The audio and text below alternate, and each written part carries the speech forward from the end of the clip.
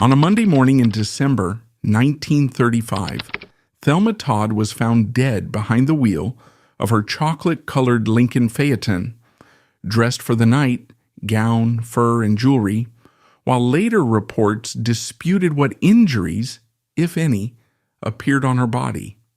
While authorities quickly ruled her death an accidental carbon monoxide poisoning, speculation about foul play has haunted the case ever since. Thelma wasn't only the ice cream blonde on screen. She was a businesswoman, and later accounts have claimed she resisted efforts by underworld-linked figures to muscle into her operation. Her defiance signed her death warrant, making this not a tragedy of fame, but a chilling story of mob extortion, a stage crime scene, and a high society cover-up that remains one of Hollywood's darkest mysteries. Before she was the ice cream blonde, before she was the proprietress of the hottest café in town, she was Thelma Alice Todd, born in 1906 in Lawrence, Massachusetts. Her beginning was as far removed from the glitz of the Sunset Strip as you could get. Lawrence was a gritty mill town, a place of hard work, smokestacks, and Irish Catholic discipline. Her father John was an upholsterer and a local political figure. Her mother Alice was a force of nature, a strong, ambitious woman who would play a pivotal and sometimes controversial role in Thelma's life. Thelma was a bright, lively child with a streak of independence that often clashed with the rigid expectations of her time. She didn't dream of being a movie star. She dreamed of being a school teacher. She was smart, earning good grades, and enrolling at the Lowell Normal School to get her teaching certification. She wanted a life of substance, of education, of respectability, but fate, in the form of genetics, had other plans. By the time she was a teenager, Thelma had blossomed into a stunning beauty. She was tall, nearly 5'8", with a figure that stopped traffic and a face that combined angelic sweetness with a mischievous, knowing wit. Her mother, Alice, saw the potential. She pushed Thelma into beauty pageants, the classic route out of a small town for a pretty girl. In 1925, Thelma won the title of Miss Massachusetts. It was a silly title, a bit of fluff, but it caught the eye of Hollywood scouts who were scouring the country for the next big thing. They offered her a screen test. Thelma hesitated. She had her teaching certificate. She had a plan, but her father gave her a piece of advice that would echo tragically through her life. "Go ahead, Thelma," he told her. "If you don't like it, you can always come home." So Thelma packed her bags. She took the train west, leaving the mills of Lawrence for the dream factories of Los Angeles. She thought she was going on an adventure. She didn't know she was stepping into a shark tank. Hollywood in the late 1920s was undergoing a seismic shift. The silent era was dying. The talkies were being born. This transition destroyed the careers of many stars whose voices didn't match their faces. But for Thelma Todd, sound was a gift. She had a voice that matched her personality, warm, distinct, and capable of sliding from a sultry purr to a wisecracking retort in a second. She wasn't just a pretty face to be draped over a piece of furniture. She was funny, genuinely, physically funny. She signed with Hal Roach, the legendary producer behind Laurel and Hardy. Roach saw something in Thelma that others missed. Most producers wanted to cast her as the vamp or the ice queen because of her looks. Roach cast her as the foil. He paired her with the Marx Brothers in Monkey Business and Horse Feathers. He put her alongside Laurel and Hardy. He created a comedy duo with Zay Sue Pitts and later Patsy Kelly, where Thelma played the straight woman who could take a pratfall just as well as the guys. She became known as the Ice Cream Blonde, cool, sweet, and refreshing. She appeared in over 120 films. She was ubiquitous. Audiences loved her because she didn't take her beauty seriously. She would get a pie in the face, trip over a rug, or get soaked with water, and she would come up laughing. She had a resilience, a gameness that made her approachable. But behind the laughter, Thelma was building something rare for a woman in the 1930s, independence. She was making good money, and unlike many of her peers who blew it on clothes and parties, Thelma was smart. She knew that beauty fades. She knew that Hollywood was fickle. She wanted a business. In the early 1930s, she opened Thelma Todd Sidewalk Café at 17,575 Pacific Coast Highway. It wasn't just a vanity project with her name on the door. She ran it. She lived in a lavish apartment above the restaurant. The location was perfect, right on the ocean, far enough from the studio lots to feel like a getaway, but close enough to attract the A-list. The cafe became the place to be. You could walk in on a Tuesday night and see Clark Gable having a steak, or studio heads cutting deals in the corner booths. Thelma was the ultimate hostess. She would move from table to table, charming the guests, ensuring the champagne was cold and the atmosphere was electric. To the outside world, she had it all. She was a movie star, a business mogul, and a beloved socialite. But success in Los Angeles attracts predators. And Thelma Todd had attracted the attention of two very different, very dangerous kinds of men. The first man was Roland West. Roland West was a director known for moody atmospheric thrillers like The Bat Whispers. He was also Thelma's business partner in the cafe and her on-again, off-again lover.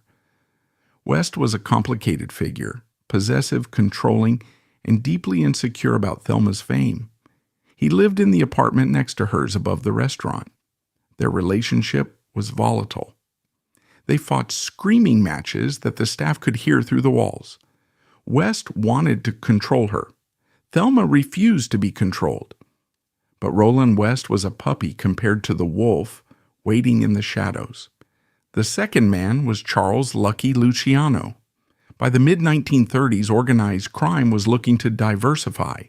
Prohibition was over. The easy money from bootlegging had dried up. The mob needed new revenue streams, gambling, unions, and Hollywood. They looked at the movie industry and saw a cash cow. They looked at the nightclubs and saw perfect fronts for illegal gambling operations. Lucky Luciano was the architect of modern organized crime. He was ruthless, sophisticated, and terrifyingly efficient. He didn't just break legs, he restructured the underworld into a business, and he had his eye on Los Angeles. Specifically, he had his eye on the Pacific Palisades. Luciano and his West Coast associates saw Thelma Todd's Sidewalk Cafe and saw a gold mine. It was remote, it was exclusive, and it was already filled with wealthy marks. He wanted to use part of the building, space Todd reportedly kept for storage, and turn it into a high-stakes illegal gambling room. Imagine it. Hollywood stars getting drunk downstairs, then heading upstairs to lose thousands of dollars at the roulette wheels, with the mob taking a cut of everything. It was a perfect plan. All they needed was Thelma's permission. They approached her. At first it was polite, a business proposal. Men in nice suits suggesting that she could make a lot more money if she partnered with them. Thelma Todd said no. She knew what letting the mob in meant. It meant she would lose control. It meant her respectable business would become a criminal enterprise. It meant police raids and danger. She was the daughter of a Massachusetts politician. She had a spine. She told them she wasn't interested. The politeness vanished.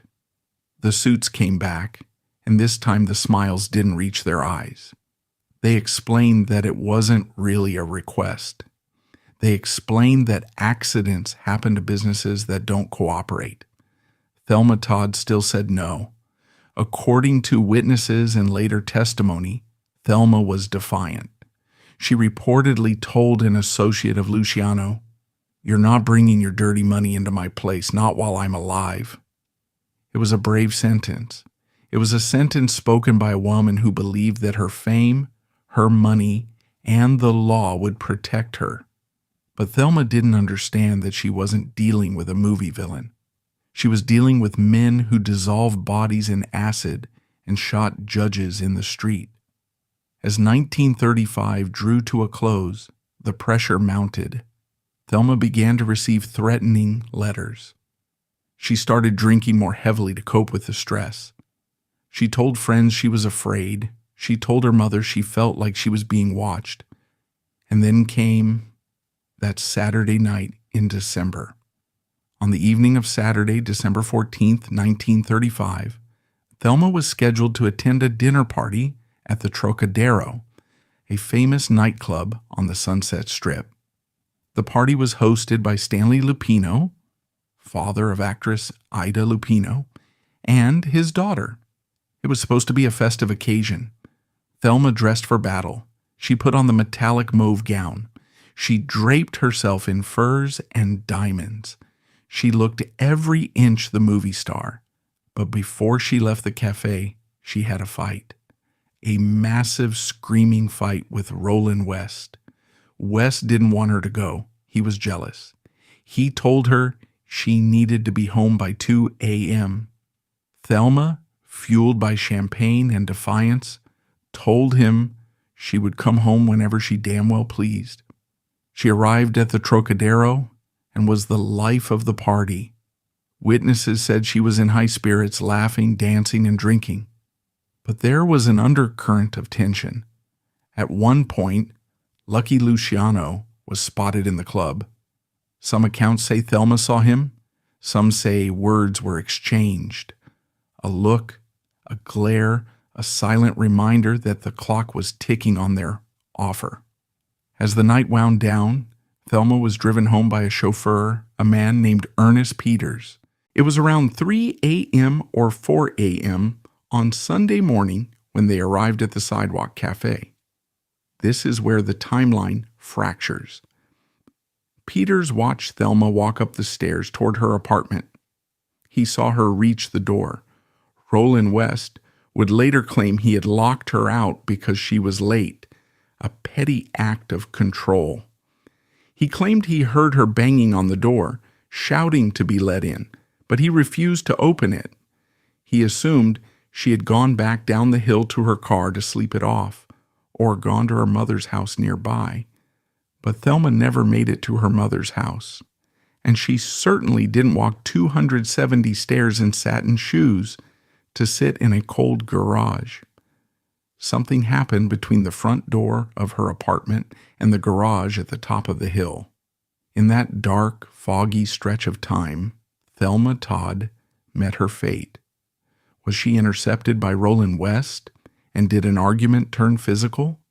Or more likely, was she met by men who had been waiting for her?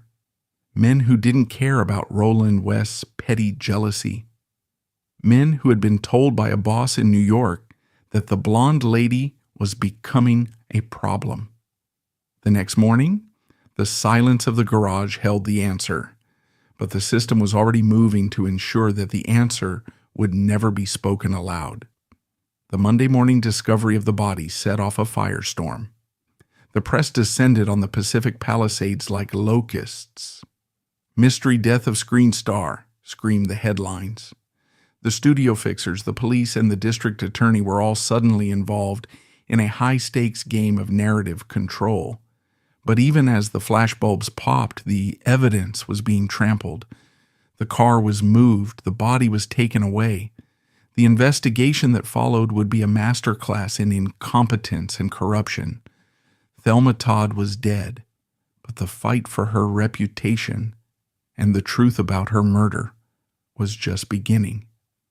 When the heavy doors of the garage swung open on that Monday morning, the clock started ticking.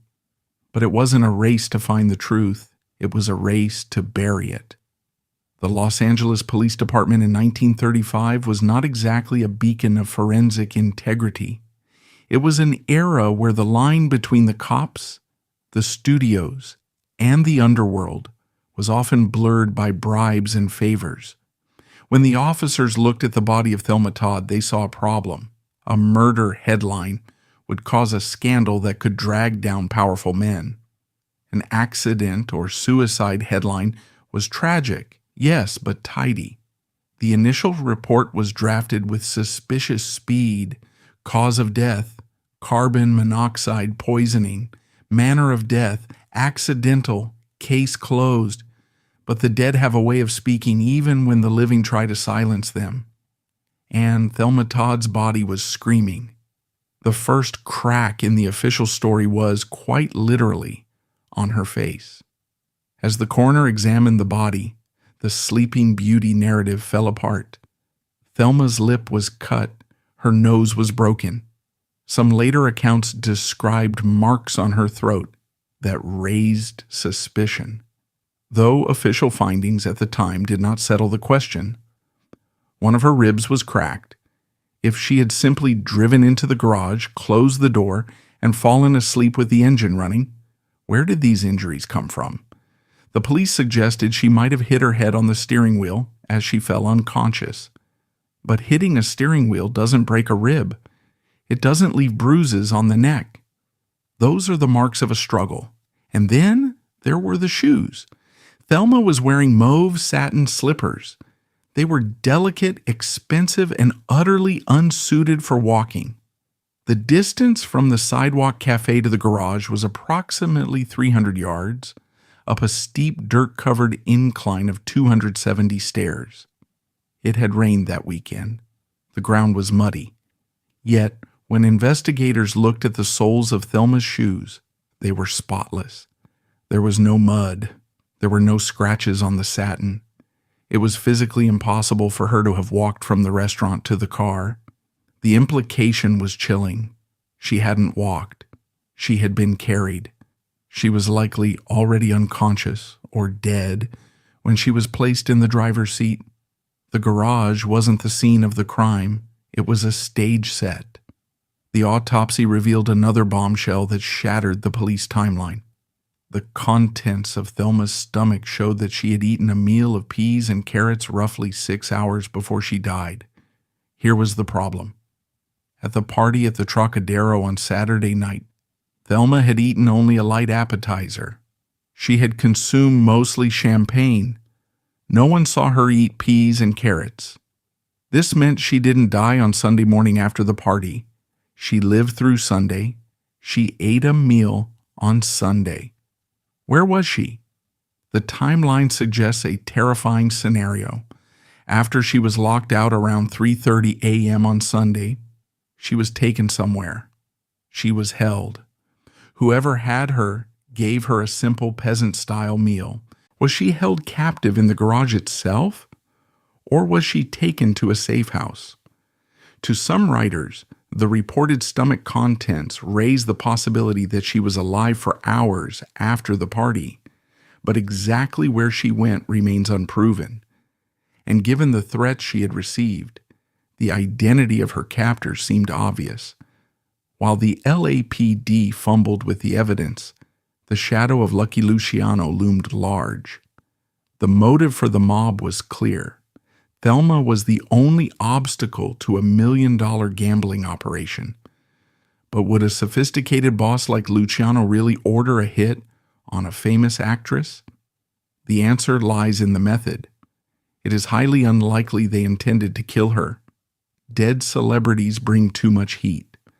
The prevailing theory among modern historians is that this was an extortion attempt that went wrong. Imagine the scene.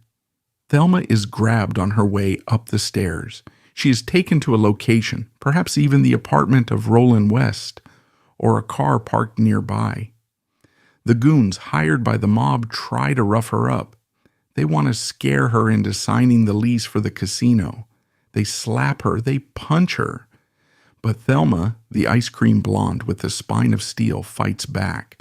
A struggle ensues. A punch lands too hard. A rib cracks. She falls. Maybe she hits her head. Suddenly the star isn't moving. Panic sets in. You can't just leave a dead movie star with a broken nose on the sidewalk. You have to make it look like something else. So they carry her to the garage, they place her in her own car, they turn on the ignition to fake the carbon monoxide poisoning. But in their haste, they forget to scuff her shoes, they forget to wipe the blood from her lip. They stage the suicide, but they leave the evidence of the murder. As the rumors of a mob hit spread, the public demanded answers. A grand jury was convened. This should have been the moment justice was served. Instead, critics have argued the grand jury process did little to settle the contradictions or satisfy public suspicion. Fitz was a man who knew which side his bread was buttered on. He had close ties to the studio heads who wanted the scandal to go away, and some rumors swirled about political pressure and favors, but the record never delivered a clear, provable chain of responsibility. The grand jury proceedings were a farce. Witnesses were intimidated. Roland West, the jealous lover, gave testimony that was full of holes. He was so terrified that he could barely speak. He admitted to locking her out, but denied seeing her afterward. Many believed West knew exactly what happened, or perhaps was even complicit, pressured by the mob to help them get to Thelma, but was too afraid of Luciano to talk. But the most heartbreaking figure was Alice Todd, Thelma's mother. In the days immediately following the death, Alice was a lioness. She screamed to anyone who would listen. My daughter was murdered. She was in high spirits. She would never kill herself. She told reporters about the threats. She told them about the men in suits. Then, just before she was set to testify, something changed. Alice Todd went silent. On the stand, she was meek. She retracted her claims of murder. She said maybe it was an accident after all. Why the change? Rumor has it that Alice received a visit where she was told very clearly that if she didn't shut her mouth, she would end up just like her daughter. To save her family, Alice Todd swallowed her grief and let the lie stand. The final act of the cover-up was the disposal of the body. Despite the open questions, despite the broken nose and the mysterious timeline, the authorities released Thelma's body for cremation with shocking speed. Hasty cremation is the hallmark of a cover-up. Once the body is ash, you can't exhume it. You can't re-examine the fractures. You can't test for drugs. The physical evidence of Thelma Todd's murder was incinerated, leaving only the official paper trail of an accidental death. The grand jury, led by the nose by Buren Fitz, returned a verdict that satisfied no one but the killers. Death by carbon monoxide poisoning owing to the deceased's state of intoxication. They blamed the victim. They said she was drunk, she was careless, and she died. Luciano was never charged in connection with Todd's death, and no official finding tied him to the case. Roland West was never charged. The mob didn't get their casino. The heat was too high after the death, but they got away with murder. The case was officially closed, but the ghost of Thelma Todd refused to leave the Pacific Palisades. The sidewalk cafe was sold. The chocolate brown Lincoln was auctioned off, but the whispers remained. Roland West never recovered. He became a recluse, haunted by the night he locked the door. On his deathbed, decades later, he reportedly muttered, "I'm the one who killed Thelma." Was it a confession of murder or a confession of the guilt of locking her out, leaving her vulnerable to the wolves waiting in the dark? And what of the ice cream blonde? She was erased. Her films were still funny, her beauty still radiant on celluloid, but her name became a cautionary tale whispered at Hollywood parties. She was the proof that in the golden age, the gold was often plated over rot.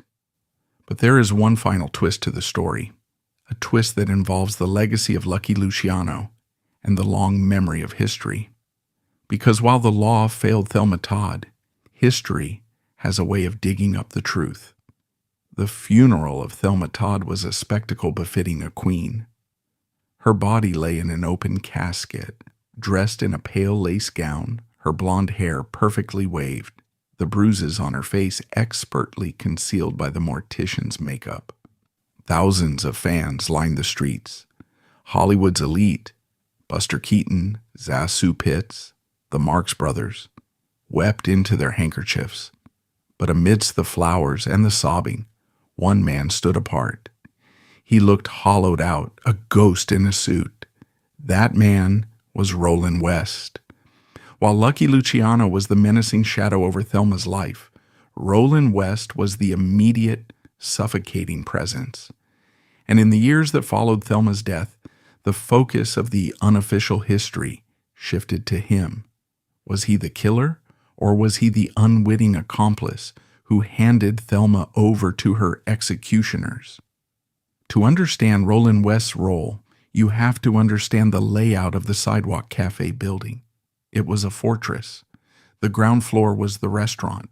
The second floor housed 2 apartments connected by a sliding glass door. One belonged to Thelma, the other belonged to Roland. From his apartment, West could monitor everything. He could hear who she was with, when she came in, and when she left. West was not just a business partner. He was obsessed. By 1935, his directorial career was fading, while Thelma's star was blazing. He became her shadow. He managed her money. He managed her schedule. And he tried to manage her virtue. He was known to be intensely jealous, prone to rages when Thelma exerted her independence. On that fatal Saturday night, the fight they had was about control. West had issued a curfew. Be back by 2 a.m. It was a ridiculous demand to make of a grown woman, a famous actress who owned the building. When Thelma laughed in his face and went to the Trocadero, West was humiliated. According to the theory that haunted Hollywood for decades, West didn't go to sleep that night. He sat in his apartment watching the clock. 2 a.m. passed. 3 a.m. passed.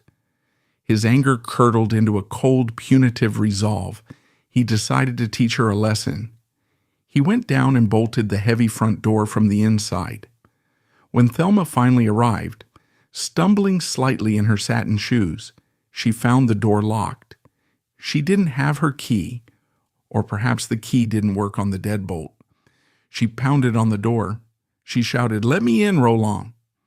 And Roland West, standing on the other side of the wood, or perhaps watching from the window above, did nothing. He let her knock. He let her scream. He wanted her to freeze for a bit, to realize she needed him.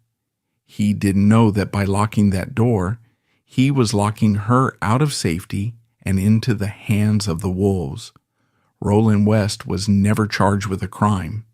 The district attorney, Byron Fitz, shielded him just as he shielded the mob, likely because implicating West would open a can of worms about who else was watching the house. But West sentenced himself to a prison of his own making.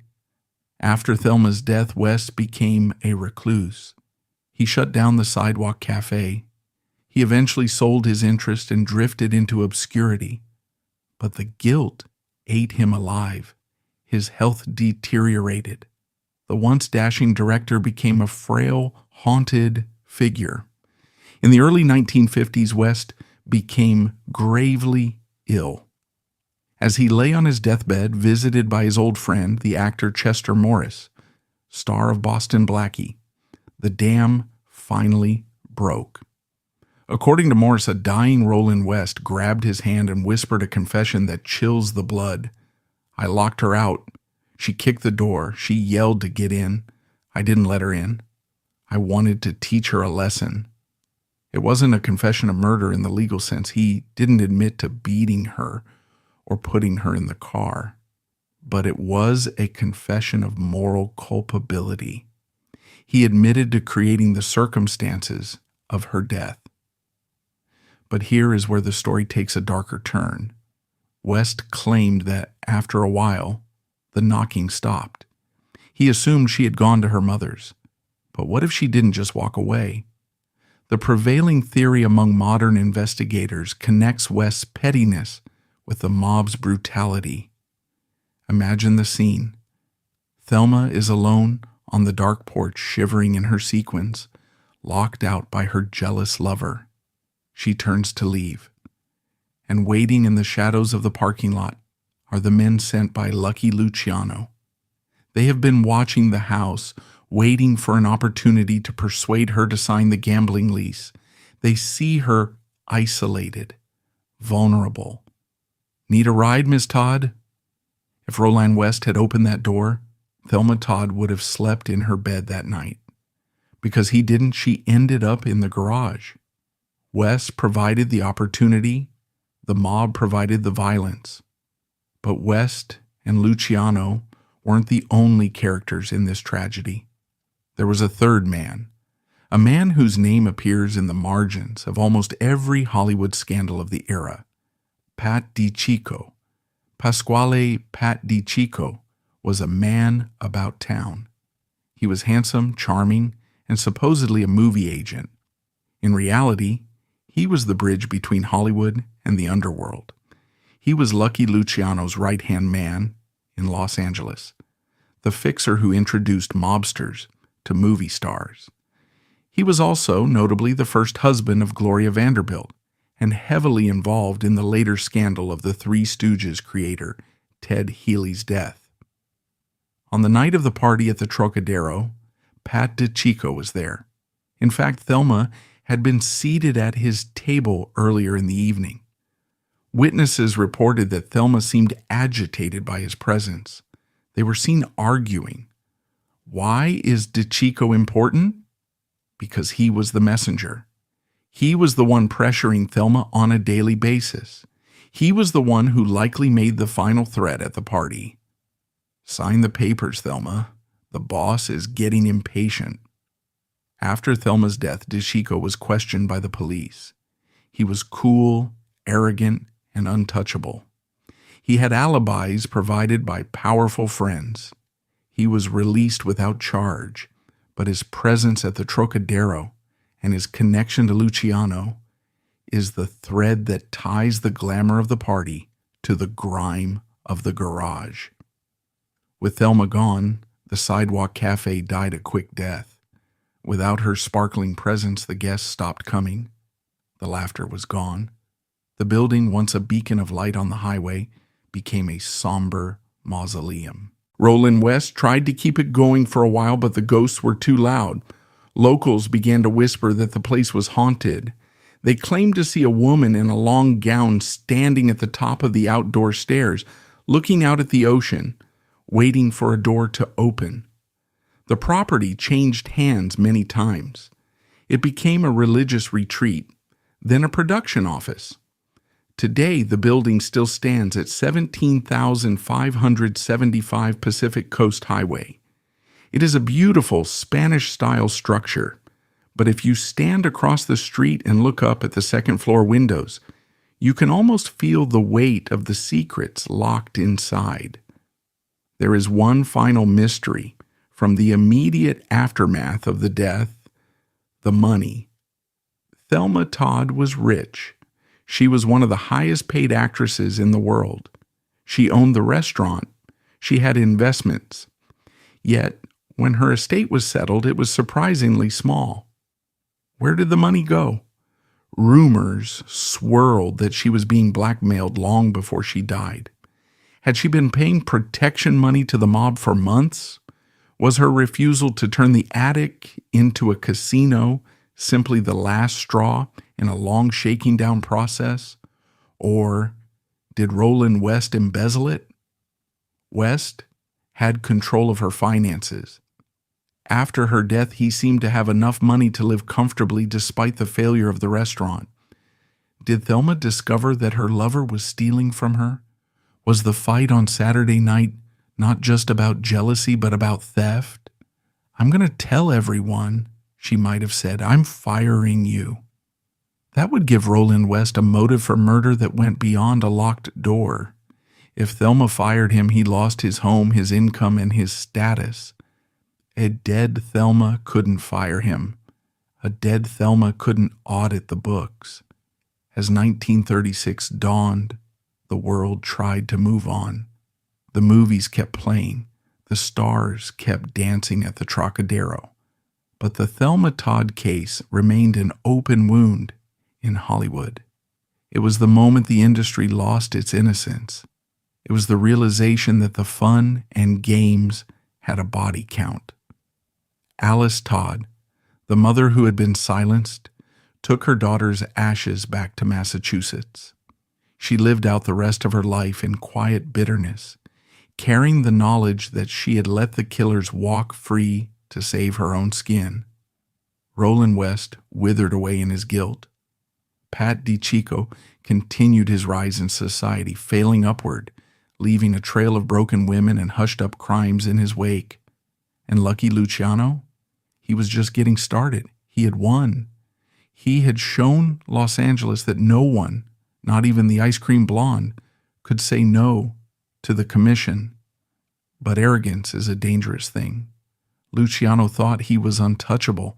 He didn't know that a young prosecutor in New York named Thomas Dewey was preparing a case that would bring the entire house of cards crashing down. And in a strange twist of karmic justice, the downfall of Lucky Luciano would echo the tragedy of Thelma Todd. It would involve women he thought he could use and discard. The year 1936 opened with Thelma Todd in a crypt at Forest Lawn Cemetery and Lucky Luciano at the height of his power. He was widely seen as one of the most powerful figures in organized crime, a man many feared as a boss of bosses, whether or not the title was ever official. He had successfully intimidated the Los Angeles authorities. He had silenced the mother of the victim. He had walked away from the corpse of a Hollywood star without so much as a parking ticket. In the mind of Charles Lucky Luciano, women were disposable. They were tools to be used for pleasure, for profit, through his prostitution rings, or for leverage. Thelma Todd was just a tool that had broken, so he threw her away. But the universe has a strange sense of irony. Thelma Todd died because she refused to be exploited by the mob, and less than 6 months after her death, Lucky Luciano would be brought down, not by a gun, not by a rival, but by the testimony of women he had exploited. Enter Thomas E. Dewey. Dewey was a special prosecutor in New York, a man so squeaky clean and relentless that the press called him the Boy Scout. He had one goal: to cut the head off the mafia snake. He knew he couldn't get Luciano on murder charges. The boss was too insulated, too careful. He never pulled the trigger himself. So Dewey looked at Luciano's business portfolio. He found the weak link, the prostitution racket. Luciano was taking a cut from thousands of brothels across New York. It was a sordid, brutal business, but it was also a business that relied on witnesses who had nothing left to lose. While the LAPD had been busy covering up Thelma Todd's murder to protect studio interests, Dewey was busy rounding up the women Luciano called trash. He found women like Cokie Flo Brown, addicts, streetwalkers, victims. He put them on the stand. For the first time, Luciano looked worried. He sat in the courtroom, his expensive suit perfectly tailored, his eyes dead cold, watching as woman after woman pointed a finger at him. It is impossible not to see the ghostly parallel here. Thelma Todd had stood up to his enforcers in a café in California and paid with her life. Now an army of women in New York were standing up to him in court. In June 1936, just 6 months after Thelma was found in the garage, Lucky Luciano was convicted on 62 counts of compulsory prostitution. He was sentenced to 30 to 50 years in prison. The man who was untouchable, the man who thought he could muscle in on Hollywood with impunity, was locked in a cage. Did he order it? There's no definitive proof, but the rumor persisted because it fit the era's mix of Hollywood money and organized crime. Did he pay for it? Legally, no, but cosmically. His empire crumbled right after her death. The Thelma Todd curse, if you believe in such things, struck the king of the underworld hard. Back in Los Angeles, the sidewalk cafe stood empty. The laughter was gone. The smell of expensive perfume and roasting lamb was replaced by the smell of dust and sea salt. Roland West, the man who locked the door, continued to live in the apartment above the restaurant for a short time, but he was a broken man. He eventually moved, but he didn't go far. He stayed in Santa Monica, a recluse, drifting into obscurity. But the building itself began to develop a reputation. Residents of the Pacific Palisades began to report strange things. The heavy wooden doors of the garage, the site of the death, would reportedly open and close on their own. People walking along the Pacific Coast Highway late at night claimed to see a woman in a shimmering gown standing on the bridge that connected the restaurant to the hillside. She would look out at the ocean, pacing back and forth as if waiting for someone to let her in. The sidewalk cafe changed hands many times. It became a religious center. It became a production office.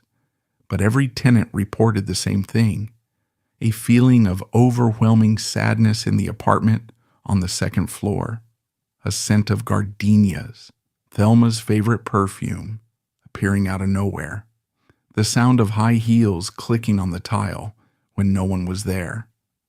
It was as if Thelma Todd, having been denied justice by the courts, refused to leave the scene of the crime. She was stuck in the loop of that final terrifying night. The locked door, the cold garage, the betrayal. While the ghosts walked, amateur sleuths and historians kept digging into the files that Burr Fitz tried to bury. As the years went on, the suicide theory became scientifically impossible to defend. Modern forensic pathologists who have reviewed the case point to the blood. Thelma had blood on her face and on her gown. In a carbon monoxide death, the victim simply falls asleep. They do not bleed. The blood came from the broken nose and the split lip. The police reports stated the blood was dried. This is crucial. If she had turned on the car and died in the garage, the blood would have been fresh or congealed, but not dried on her gown in the way it was found. The dryness suggested she had been injured hours before she was placed in the car. And then there was the car itself. The Lincoln Phaeton had a dual ignition system. It was a complicated car to start if you weren't used to it. Thelma rarely drove it. She had a chauffeur. Yet the car was found with the ignition on and the battery dead, but the gas tank was empty. Calculations showed that for the car to run out of gas, it would have had to idle for hours. But the amount of carbon monoxide in her blood was lethal enough to kill her in minutes. If she died in minutes, who turned off the engine? Or if the engine ran until it died, why wasn't her body more decomposed or affected by the heat of the engine in a closed space?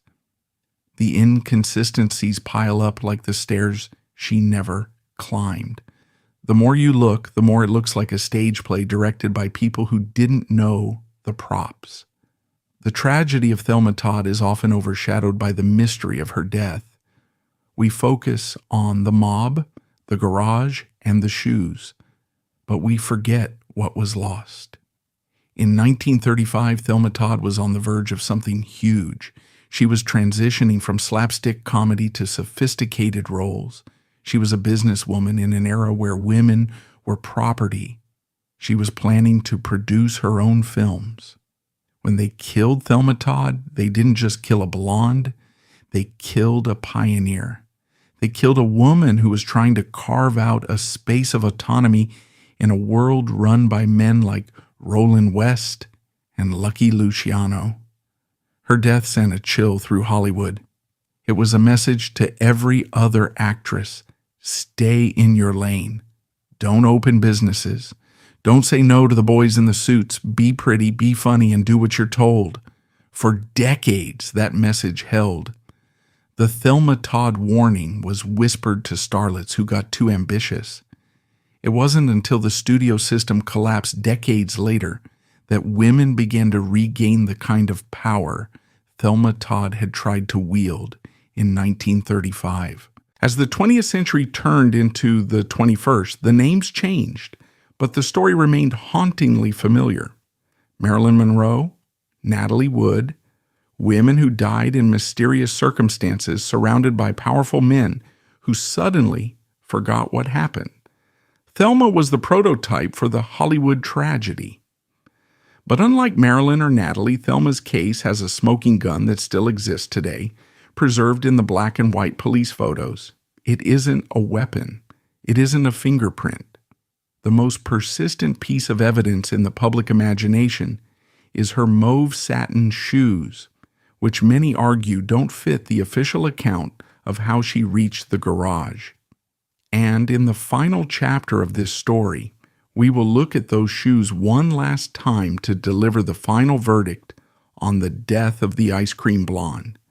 Nearly 90 years later, the detail most often cited by skeptics is her satin shoes, which many argue don't match the idea that she walked up to the garage on her own. To believe the police report that she walked up 270 dirty stairs to commit suicide, you have to believe in magic. You have to believe a woman could climb a muddy cliffside without getting a single speck of dirt on the soles of her silk slippers. Many researchers argue she may not have walked to the garage at all, which is one reason the case never stops attracting suspicion. She was carried. And if she was carried, she was murdered. It didn't look like a straightforward suicide to many observers, especially given conflicting reports about her last movements and the physical evidence. Carbon monoxide poisoning alone wouldn't explain reports of facial injuries, which is why some investigators suspected something happened before she was placed in the car. The evidence points to a shakedown gone wrong. Thelma Todd made the fatal mistake of saying no to the mob. She defended her business against Lucky Luciano, and in the ensuing struggle, she was silenced. The garage was merely a stage set designed to cover up a crime. Roland West died eaten by guilt. Luciano died in exile. But Thelma Todd deserves to be remembered as more than a victim. She was a pioneer, a female tycoon in the 1930s who stared down the mafia to protect her integrity. The LAPD closed the file, but the clean soles of her shoes have reopened it for eternity. Thelma Todd died standing up for herself, even if she was found sitting down.